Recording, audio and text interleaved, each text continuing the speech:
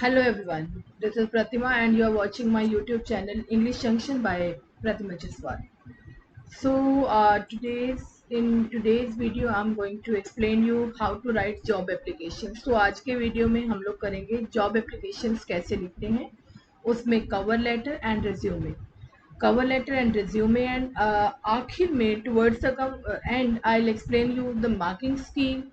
and also clarify if you use this format or write the way I explain you, you'll surely get at least 3 to 4 marks out of 5. Why I'm saying 3 to 4 mark, मतलब आप 5 में से आपके 3 या 4 number तो ज़रूर आ जाएंगे as it is लिखने पर भी, क्योंकि ऑफकोर्स उसमें कुछ तो कंटेंट आपकी तरफ से प्रॉपर आना चाहिए और आपकी उसमें उसे बॉक्स में प्रॉपर कैसे उसे प्रॉपर कैसे लिखना है, आपकी फॉर्मेटिंग में अगर आपकी अलाइनमेंट कैसे सीधी तो कैसे लिखते हो, बाकी प्रेजेंटेशन और ये चीज़ें भी मैटर करती है। जहाँ तक कंटेंट का मैटर है आप लोगों को मैं बताऊंगी कि एज इट इज भी लिखते तो आपके मार्क्स नहीं कट सकते, कम से कम 5 में से 4 नंबर तो आपके पक्के आ ही जाएंगे। So let's see steps to write a formal letter. हम लोग अगर किसी फॉर्मल लेटर को भी लिखते हैं तो हमारे यहाँ क्या करते हैं, हम सबसे पहले सेंडर्स एड्रेस, जो भेजने वाला है उसका हम सबसे पहले एड्रेस लिखते हैं, देन उसकी डेट लेटर को भेजने वाली, and then send receiver's address, जो रिसीवर जो भी जिसको लेटर भेजा जा रहा है उसका डेजिग्नेशन, उसका एड्रेस, देन उस subject of this letter, and then salutation, hi और dear sir, okay, respected sir, कुछ भी कंटेंट कम से कम इसमें मैटर में 3 से 4 पैराग्राफ्स रिक्वायर्ड होते हैं, और उसके बाद क्लोजिंग लाइंस में सिग्नेचर्स आ जाएंगे, फिर आपका नाम आ जाएगा, नाम, और एनक्लोजर्स में मतलब आप उसके साथ क्या लगा रही हैं, आपने जैसे मान लो अपना सीवी लगाया है या टेस्टिमोनियल्स, जो कॉपीज ऑफ डॉक्यूमेंट्स जो आप प्रूव करते हैं कि आप अपना जस्टिफाई करेंगे कि मैंने अगर ये डिग्री की है, ये कोर्स किया है, ये बोर्ड एग्जामिनेशन क्लियर किया है, ये मेरी टेक्निकल क्वालिफिकेशन है, तो उसको जस्टिफाई करने वाले सर्टिफिकेट्स अटैच करना है इस testimonials. So next we have this, for example अगर आपको किसी भी लेटर लिखने के लिए आपको एड्रेस ना दिया गया हो बट आपको एड्रेस लिखना रिक्वायर्ड हो, तो आप उसमें एग्जामिनेशन हॉल लिखेंगे। में कॉन्टेंट नॉर्मली वो दिया होता है, अगर नहीं भी दिया तो आपने लिखना है एग्जामिनेशन हॉल डेड सिटी। सो कुछ भी हो सकता है उसमें, मतलब आपको ये लिखने की जरूरत ही नहीं, सिर्फ यही एग्जैक्टली यही लिखोगे, examination hall dead city, then phone number, आप कोई भी फ़ोन नंबर देंगे, and then abc@gmail.com। I have written abc@gmail.com, मैंने क्यों लिखा है क्योंकि आप कुछ भी gmail.com आप अपना दे सकते हैं। ये आपका कॉन्टैक्ट नंबर,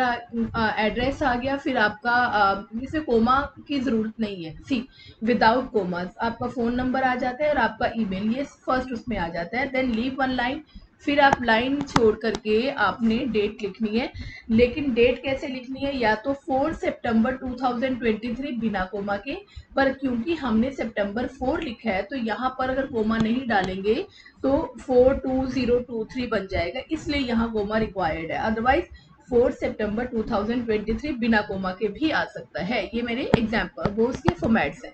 देन अगर उसके बाद आप एड्रेस लेटर लिख किसको रहे हो, रिसीवर्स एड्रेस, अगर आप जॉब के लिए भी लिख रहे हो तो किसी को तो एड्रेस लिखोगे ना। अगर मान लो जैसे रिक्रूटमेंट बोर्ड होता है किसी का, ह्यूमन रिसोर्स मैनेजर्स होते हैं, ठीक है, those who are hiring you, तो या मैनेजर हो गया किसी स्कूल का,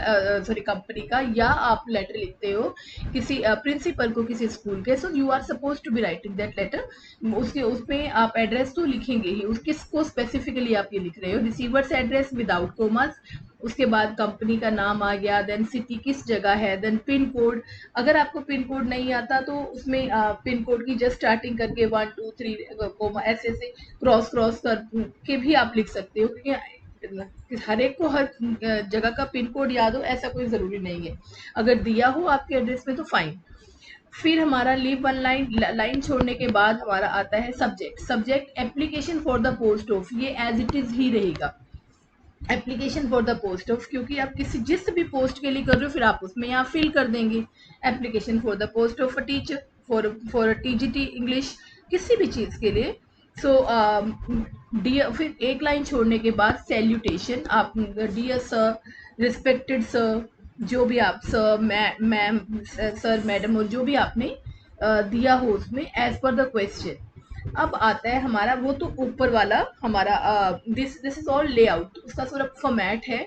एज इट इज आपको लिखने के मार्क्स मिलेंगे। अगर हम ये भी फॉर्मेट का ही पार्ट है, जैसे हम लिखते हैं with reference to your ad, अगर तो देखो देयर आर टू चांसेस, या आपको आप खुद अप्लाई कर रही हो किसी जगह, किसी ने बताया या कैसे है, या आपको एडवर्टीजमेंट में नजर आया, या कई बार पेपर में वो न्यूज़पेपर कटिंग दे देते हैं कि ये रही कटिंग, एंड इसके बेसिस पे आपने कंपनी को, फर्म को, या स्कूल को, या किसी इंस्टीट्यूशन को आपने लेटर लिखना है, job letter, sorry cover letter बनाना है उसके लिए, just to apply for that job. तो आप क्या करेंगे, विद, अगर तो आपको न्यूज़पेपर कटिंग से या न्यूज़पेपर से या उसके रेफरेंस से करना है, तो with reference to your advertisement in किस में, the Times of, in the Times of India dated, कौन सी डेट को आपने यहाँ डेट लिखनी है, I would like to, I would like to, उसके बाद या आई वुड लाइक टू, फिर क्या आ जाएगा, आई वुड लाइक टू जो मैंने अंडरलाइन किया है, show my interest in working for your renowned या एस्टीम, इन दोनों में से एक, स्कूल या कंपनी या फर्म, जो भी कुछ है, मतलब ये डिपेंड करता है आप किस चीज के लिए लिख रहे हैं।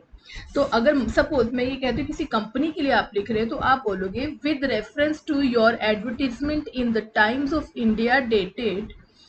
जो भी डेट है, I would like to show my interest in working for your renowned company as, फिर उस कंपनी में एज सुपरवाइजर, ये जो भी आपकी वो दिया हो कि रिक्वायरमेंट है। Introduce your self and purpose, आपने बता दिया और अपना पर्पज भी बता दिया कि आप क्यों लिख रहे हो। This is first paragraph, your self and your purpose. Second is भी, अब आपने ये लिखा मैं अप्लाई करना चाहता हूँ, पर आपको ये भी प्रूव करना पड़ेगा कि आप में ऐसी क्या क्वालिटी है, what makes you special that you are suitable, what makes you suitable for the post. तो आप बोलेंगे, आप अपने बारे में बताएंगे, अपनी अपनी स्किल्स के बारे में बताएंगे, अपनी क्वालिफिकेशन के बारे में बताएंगे, बी इट प्रोफेशनल, टेक्निकल, और किसी भी तरीके की रिक्वायरमेंट है उसके अकॉर्डिंग आप अपने आप को प्रेजेंट करेंगे कि yes, how, what makes me better, what makes me suitable candidate for this job, ऐसी कौन सी चीज़ है जो मुझे वो आप देखिए, जैसे I find myself a suitable candidate for the post as I possess all the personal and professional qualification. देखो पर्सनल क्वालिफिकेशन में भी आपके जैसे आपको लगता है कि नहीं ये मेरे एट्रीब्यूट्स इतने अच्छे हैं कि मैं पर्सनली इसके लिए भी फिटिंग हूँ, क्वालिटीज इतनी अच्छी हैं। प्रोफेशनल क्वालिफिकेशंस में आपके अच्छा इसमें एकेडमिक, पर्सनल भी आती है आपकी, एकेडमिक भी आती हैं, प्रोफेशनल में आपके डिग्री कोर्सेज आ जाते हैं, देन क्वालिफिकेशंस एंड क्वालिटीज। आपको कई बार लगता है नहीं मेरे में जो क्वालिटीज है वो ऐसी क्वालिटीज है कि yes I am fit for this job,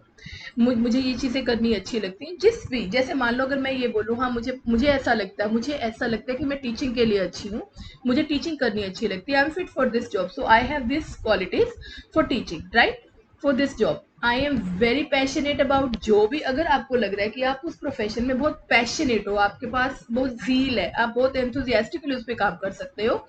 and put my heart and soul into every task assign to me. आप उनको बोल रहे हो कि अगर आप मुझे कोई काम दोगे तो रेस्ट एश्योर्ड कि मैं वो करूंगा। क्यों करूंगा या करूंगी, क्योंकि मुझे भी जो भी काम मिलता है मैं हमेशा बेस्ट करने की कोशिश करता हूँ या करती हूँ, और मैं अपना दिलो जान उसमें लगा देता हूँ। I feel comfortable working in teams too. अब हर कंपनी, हर फर्म या स्कूल या ऑर्गेनाइजेशन कोई भी हो, वो लोग ये चाहते हैं कि लोग आपस में टीम वर्क में काम करें। अब कहीं ऐसा नहीं कि सिर्फ मैं खुद करूँ और दूसरों को आगे बढ़ने का मौका भी ना दूं, इट्स नॉट लाइक दैट। तो टीम में काम करने वाले उसमें वो कहते हैं कि I am comfortable working in teams too. I have provided details in, उसके बाद मैंने जो ये डैश डैश डैश सारा लिखा है, इसका मतलब है कि हो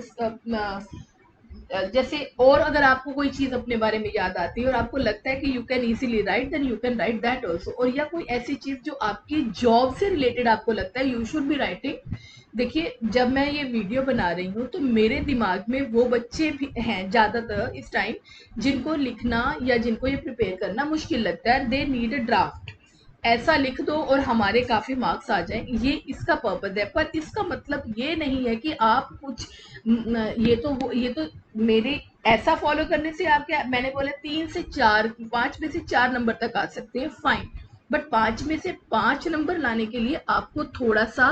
उस क्वेश्चन के अकॉर्डिंग लिखना पड़ेगा, प्लस आपको अलाइनमेंट देखना होगा, प्लस आपको उसका प्रॉपर प्रेजेंटेशन मैटर करती है। जैसे आपने एक पैराग्राफ लिखा, उसके बाद आप एक लाइन छोड़ दीजिए, फिर सेकंड पैराग्राफ लिखिए, उसकी ब्यूटिफिकेशन, उसकी प्रेजेंटेशन, आपकी हैंड राइटिंग, आपके स्पेलिंग एरर्स, आपकी ग्रामेटिकल एक्यूरेसी, ये सारी चीजें भी मैटर करती हैं। सो आई उसके बाद आप लिखेंगे I have provided detailed information about my self in the resume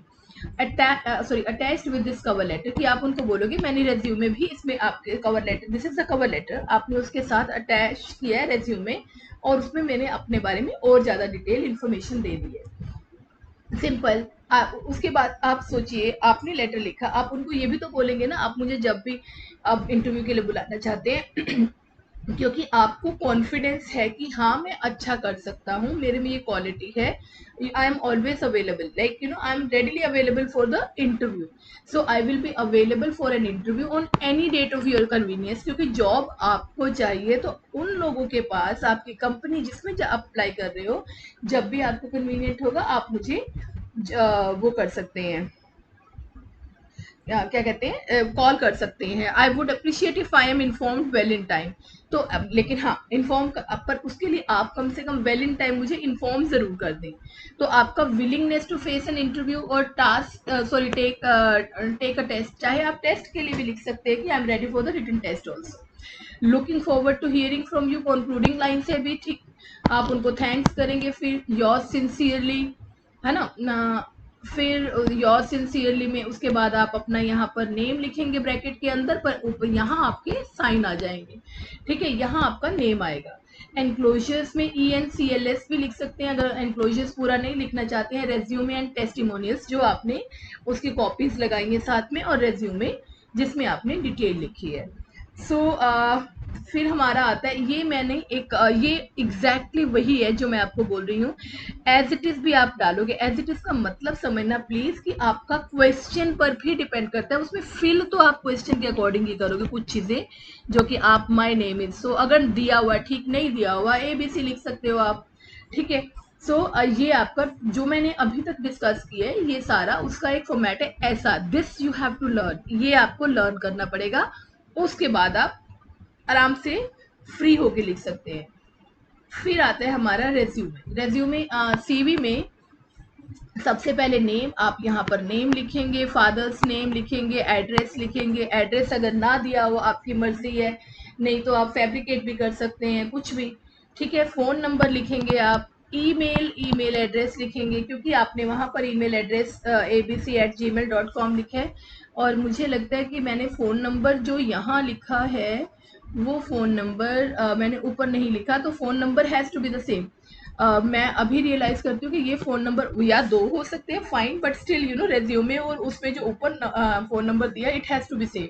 तो ये सेम होना चाहिए था। आप सेम कर दीजिएगा। And date of birth, date of birth में आप अपनी डेट ऑफ बर्थ लिखेंगे, आपका मैरिटल स्टेटस कैसा है, आप सिंगल हैं या मैरिड हैं, उन लोगों, कंपनी वालों के लिए ये चीजें बहुत मैटर करती है। कुछ कंपनीज जो है मैरिड लोगों को प्रेफर करती है so that they stay for longer और दे आर परमानेंट, कुछ लोग कंपनी सिंगल लोगों को प्रेफर करती है, सो if they are looking for some young energetic people, those who you know who can be sent to other places also, who have no family liabilities and all that, ज्यादातर जो as parent उनकी responsibility नहीं है। Nationality आपकी आ जाएगी Indian. Academic qualification, ये भी जो है आप 10th 12th BA BTech, आप 10th फ्रॉम जैसे CBSE बोर्ड विद कितने percent marks, 12th from CBSE board या हरियाणा बोर्ड या कोई भी बोर्ड, कितनी, मतलब मुझे मतलब एग्जाम्पल के लिए मैं CBSE बोल रही हूँ, फिर इतने परसेंट मार्क्स, BA BTech जो भी आपने लिखना हो, BSc फ्रॉम दिस यूनिवर्सिटी, कौन सी यूनिवर्सिटी, और उसके बाद कितने percent marks, this you have to learn. आगे आता है हमारा एक्सपीरियंस। आप अगर तो एक्सपीरियंस, अब फ्रेशर हो तो आप एक्सपीरियंस नहीं लिखेंगे, अगर आपको लगता है कि आपकी बहुत बड़ी एज आप मेंशन कर रहे हैं कि आप 45 ईयर्स के हैं, तो उसमें एक्सपीरियंस मैटर करता है, या 35 36 ईयर्स के भी, और पहले आपने 1-2 साल काम किया है, even that can be work. Work in, जिस इंस्टीट्यूशन में, जिस फर्म में, जिस कंपनी में, जिस स्कूल में आपने वर्क किया है वो आप लिखेंगे, कितने इयर्स के लिए किया है। और अगर मान लीजिए आप सेकंड पॉइंट लिखना चाहते हैं करंटली वर्किंग है, मान लो ये तो हो चुका, उसके बाद अब यहाँ पर किस कंपनी में काम कर रहे हैं और किस पोस्ट पर काम कर रहे हैं ये भी लिख सकते हैं। हॉबीज जरूर लिखिएगा। हॉबीज जैसे हर बंदे की अपनी अपनी होती है, for example travelling, reading, gardening, और आप भी अपना जो भी आपकी अपनी हॉबीज हैं आप लिख सकते हैं। some people like to compose poetry and all that. So references में आपके 2 रेफरेंसेस जब आप पेपर के लिए प्रिपेयर करेंगे तो पहले से ही दिमाग में बिठा के चलना, ताकि आपको वहाँ सोचना ना पड़े। Mister ABC manager, mister ABC का मतलब मैंने नाम दे दिया, मान लो मैनेजर है, कोमा लगाना है, यहाँ पर कोमा लगाना है क्योंकि ये नेम है और ये उसकी पोस्ट है। Axis bank, fine, and Ambala ये प्लेस, फोन नंबर जो भी है, तो ये उनको रेफरेंस के लिए कि आप उनसे पूछ सकते हैं अबाउट मी। और mister P Q R principal XYZ school Ambala, phone number this. Salary expected, if you want to write you write, otherwise you, but that's up to you, क्योंकि आप अगर आप पेपर के लिए लिख रहे हो तो लिख देना 40,000 50,000 जो भी आपने लिखना है। आगे है हमारा मार्किंग स्कीम। मार्किंग स्कीम में मैंने आपको पहले ही बताया था कि फॉर्मेट जैसे 1 मार्क, सेंडर्स एड्रेस, आपकी डेट, रिसीवर्स, ये सारी डिटेल्स, ठीक है, सारा फॉर्मेट का ही पार्ट है। कंटेंट में आपका जो रेफरेंस आता है, इंट्रो, एजुकेशनल क्वालिफिकेशन, एक्सपीरियंस अगर है या नहीं है, आपने रेज्यूमे साथ में अटैच किया है, तो ये सारी चीज़ें जो होंगी उनके ओवरऑल 2 मार्क्स आएंगे। एंड वो उनमें एक्सप्रेशन, कंटेंट के साथ आपका expression, grammatical accuracy, sorry matter आता है, और उसके बाद ग्रामेटिकल एक्यूरेसी भी, आपकी expression and creativity include grammatical accuracy, and total 5 marks का ये आता है आपको। So dear students, thanks for watching my video. I think I made the things clear to you. सभी को समझ आ चुका होगा कि आपने कैसे एक जॉब लेटर के लिए, आपने जॉब के लिए कवर लेटर और रिज्यूमे लिखना है। And keep watching my video and keep watching my, subscribing and sharing my channel too. If you find it good, अगर आपको ये अच्छा लगता है, लाइक, शेयर और सब्सक्राइब ज़रूर कीजिए, and also press the bell icon for notification. Thank you very much, see you in the next video.